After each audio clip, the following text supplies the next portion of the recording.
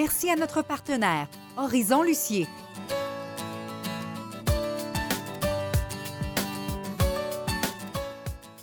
Et c'est reparti pour une autre belle série de découvertes. Après avoir passé l'été sur notre fraisière, les aventuriers reprennent la route. Et comme on est passionné de camping et d'expériences agrotouristiques, on a choisi la formule Terrego.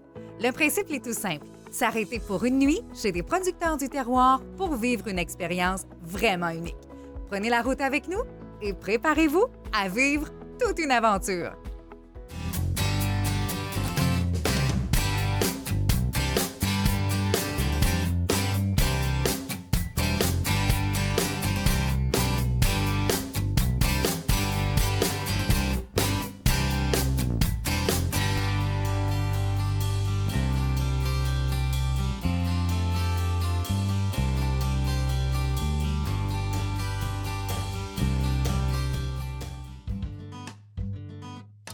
Direction Saint-Antoine-de-Tilly, à la cidrerie et ferme fruitière à Lorée-du-Bois, une entreprise familiale en bordure du fleuve Saint-Laurent.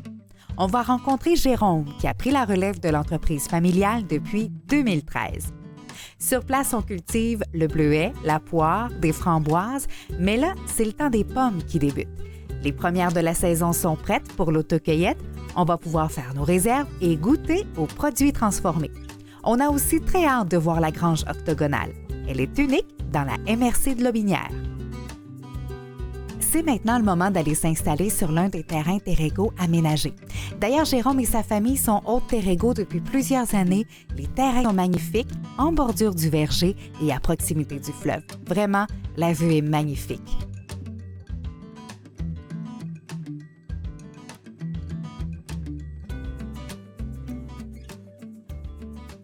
Donc là, Jérôme, on est vraiment au début de la saison. Oui, c'est vraiment... officiellement, on a commencé la semaine dernière avec la Polared, qui est encore en autocueillette cette semaine. Sinon, on a aussi la Sunrise là, en fin de semaine pour l'autocueillette. On est-tu comme un peu plus à l'avance que d'habitude ou si on est dans les temps? Je vous dirais peut-être tout au plus peut-être une semaine d'avance par rapport vraiment à la normale. Okay. Là, donc, mais sinon... On n'est pas trop bousculé. Non, on n'est pas trop bousculé. Non, exactement. Là, la question qui tue, c'est laquelle est la plus sucrée, là? Ça va être la... Non, mais c'est ça la question quand même, hein? Ça va être la Sunrise. Oui, bien généralement, il y en a qui aiment les pommes un petit peu plus acidulées. Ouais, qui donnent des petites trempettes, là. Mais je vous dirais que la tendance moyenne là, des dernières années, le monde aime de plus en plus les pommes sucrées, là, c'est ça, croquantes, sucrées, juteuses, là, donc... Moi, ce que j'aime quand je fais, mettons, mes croustades, mes tartes, ça, c'est que je mélange tout ça. Ouais. C'est correct ou... Bah oui. Ouais, hein, tu sais, dans le fond, là. S'ils sont bonnes... Il doit en avoir une meilleure qu'un autre pour les Si tartes. les enfants, ils aiment la croustade, je pense que... C'est ça le secret de la recette. Faut pas changer la recette à ce moment-là. Donc là, quand on arrive, il y a un gros panneau qui indique les rangées qu'on peut cueillir. Comme tu disais, il y en a 2 de près. Oui, actuellement, c'est ça. C'est la rangée 5 pour la Polared, rangée 9 pour la Sunrise. Puis ça, au cours de la saison, là, on change les petites affiches là, pour indiquer les rangées qui sont en autocueillette. Donc là, c'est ça. Faut pas... Il y a vraiment une méthode, c'est pas compliqué, là. Non, c'est pas compliqué, mais il faut éviter, en effet, de directement tirer sur la pomme seulement. Là. Il faut généralement la tourner légèrement puis la soulever. Là. OK. Moi, je dirais même la soulever, c'est vraiment ça qui va la faire décrocher. Quand on cueille les pommes, on a le droit d'en manger, hein? Oui, c'est pas la règle, là. Et moi, il n'y a pas de... Non, mais il n'y a pas de règle. Mais moi, j'essaie de quand même sensibiliser les gens au... OK. Sensibiliser les gens au gaspillage alimentaire. Moi, je dis souvent, quand vous en prenez une, essayez de la... Tant qu'elle a commencé à la manger, mangez-la au complet, là, pour pas... gaspiller, pour pas gaspiller. Puis même en l'accueillant, des fois, le monde, sans faire pas exprès, ils en font tomber une à côté. Généralement, là, sont encore... on la prend, puis on... encore bonne. Elle est encore bonne. Là, à moins qu'elle tombe par accident vraiment sur une branche ou quelque chose, puis elle se perd fort, là, je peux comprendre. Ouais. Mais sinon, généralement, les pommes sont encore bonnes, même s'ils viennent juste de tomber. C'est fait solide. C'est assez simple. On n'a même pas à forcer. Non, c'est ça. Dans le fond, quand on voit, tu sais, que les gens... C'est là que... C'est là que, généralement, tu vas en faire tomber parce que ça va faire secouer la branche, tout ça. Tandis qu'en soulevant tout ça... Ça se fait tout seul. Oui, il n'y a vraiment pas... Il n'y a pas à forcer. Là. Quand il n'y a pas mes murs, puis... ça tombe tout seul. OK. Hey, merci. C'est parti. On se voit tantôt. Bonne cueillette. Merci. À tantôt. Super. Bye-bye. On lève, on tourne. OK, je m'essaye.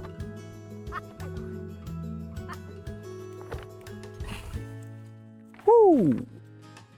Ben moi, je m'en prendrais bien une pour manger maintenant. Ouais, hein? Moi aussi. Regarde. Je veux la deuxième en haut. En bonne?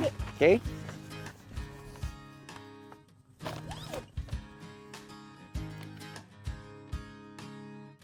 C'est bon? Oui. Attention. 1, 2, 3. Hop! Wouhou! Ça, c'est de la belle. Je me souviens plus des numéros de rangée. 9 et... 5. OK.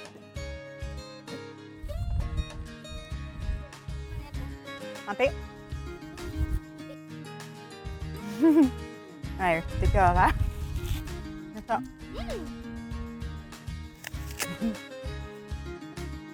On juteuse, là. Mhm. Vraiment, elles sont super bonnes. Et avec le fleuve, c'est écœurant. Mm.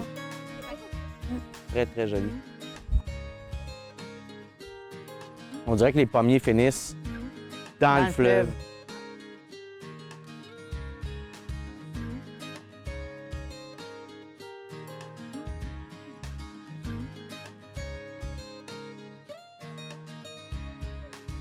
Là, on a bien cueilli. On va déguster. Ouais. Vraiment délicieuse. Wow! Ah, Jérôme est à partout. son poste.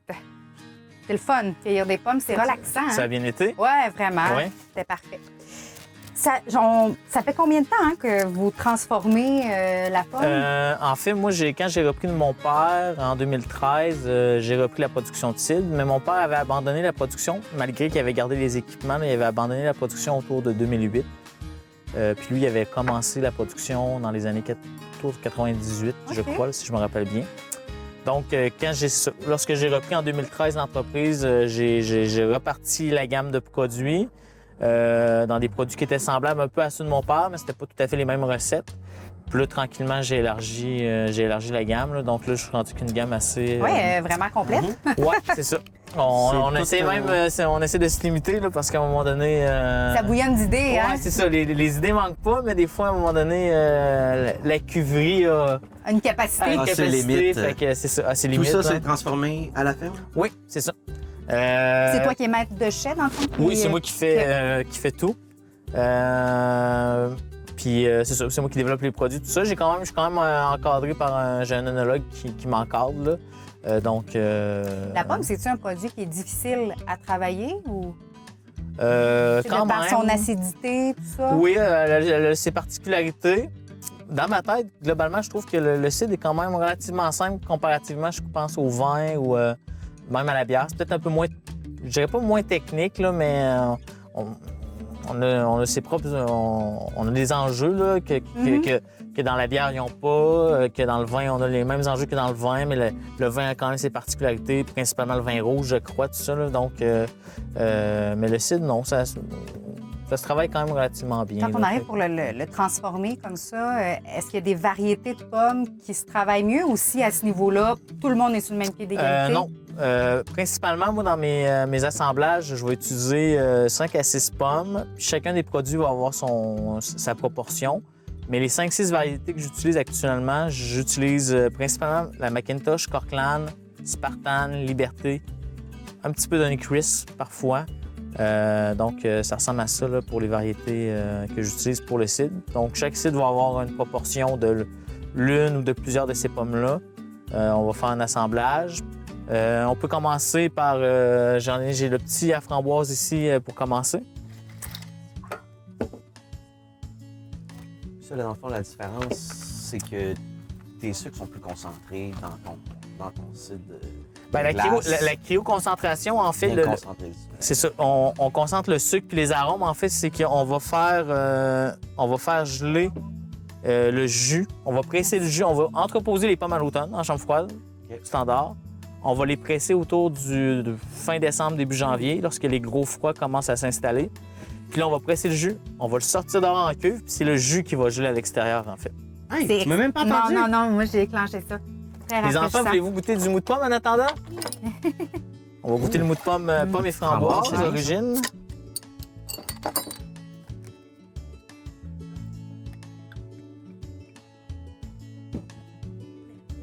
Bienvenue. Très, très bon. La frivole. C'est vraiment un site de soif, là. C'est Ouais, rafraîchissant, c'est ça se passe hyper super rafraîchissant. bien. Pas trop acide Non. non plus.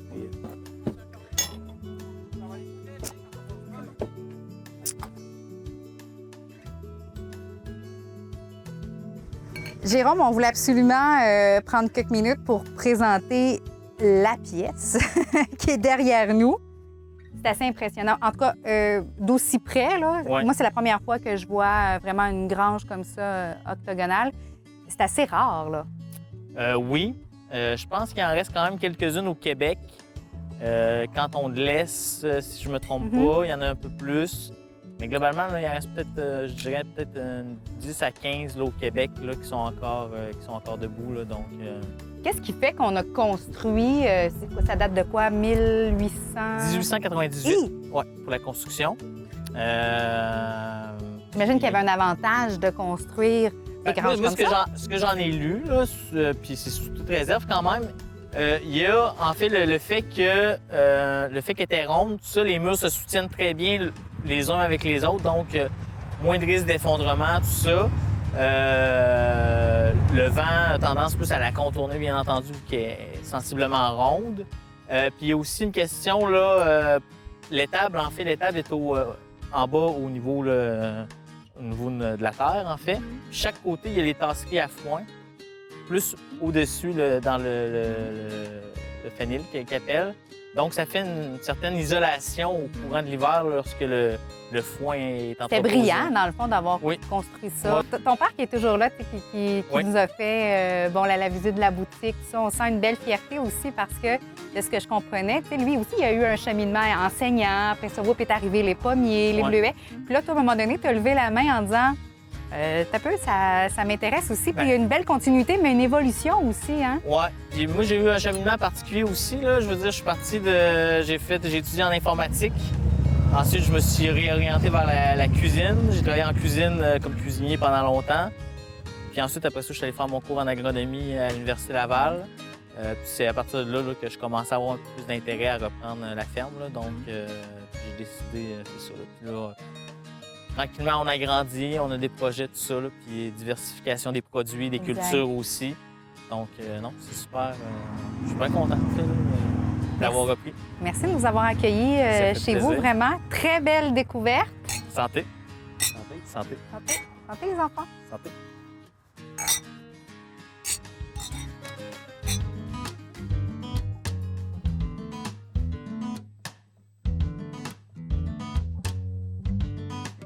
C'est maintenant le moment d'aller s'installer sur l'un des terrains Terrego aménagés.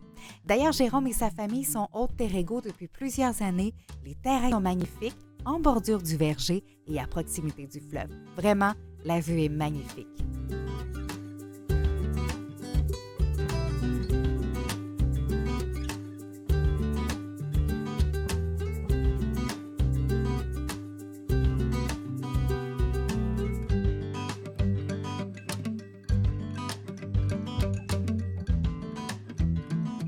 Sur le chemin du retour, petit arrêt pour visiter le domaine Joli, un site unique reconnu comme l'un des 150 plus beaux jardins du monde.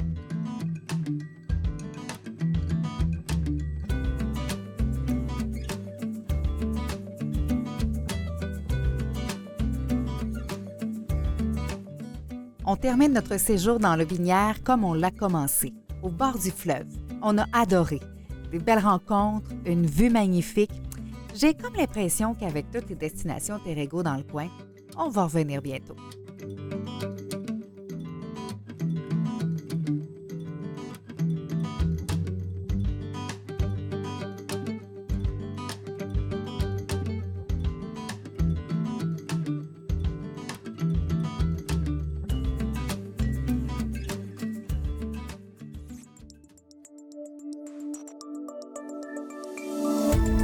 Cette émission d'Accès est appuyée par Cogeco et est rendue possible grâce à la collaboration de la communauté avec Nous TV.